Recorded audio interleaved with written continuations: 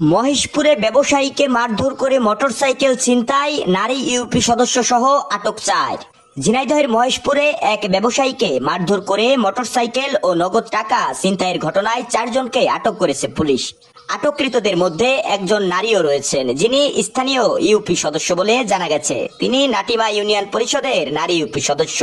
Police ও ভুক্তভোগী সূত্রে জানা যায়, উপজেলার নিমতলা ফতেপুর গ্রামের বাসিন্দা ও ব্যবসায়ী আব্দুস সামাদ প্রতিদিনের মতো গত 3রা জুলাই রাত 11টার দিকে মহেশপুর ডিগ্রি কলেজ মোড়ে নিজের মুদি দোকান বন্ধ করে কালো রঙের ডিসকভার 125 সিসি মোটরসাইকেল নিয়ে বাড়ির পথে রওনা দেন।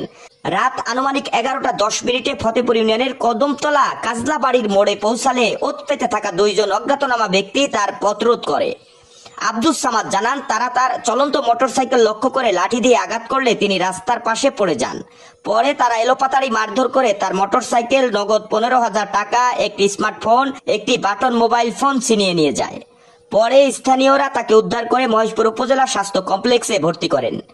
ঘটনার পরের দিন রাত মহেশপুর থানায় একটি লিখিত অভিযোগ দায়ের করেন ভুক্তভোগী আব্দুস সামাদ। অভিযোগের ভিত্তিতে মহেশপুর থানার এসআই আলমগীর হোসেনের নেতৃত্বে পুলিশের একটি দল অভিযান চালিয়ে মহেশপুর শহরের গুলশান পাড়া এলাকা থেকে 4 জনকে আটক করেন। আটককৃতরা হলেন কদমতলা গ্রামের সুমন মিয়া, বগুড়ার নুনগুলা ইউনিয়নের লুৎফর রহমান, নাটিমা ইউনিয়নের সংরক্ষিত নারী ইউপি সদস্য সালমা খাতুন এবং কদমতলার শাকিল খান।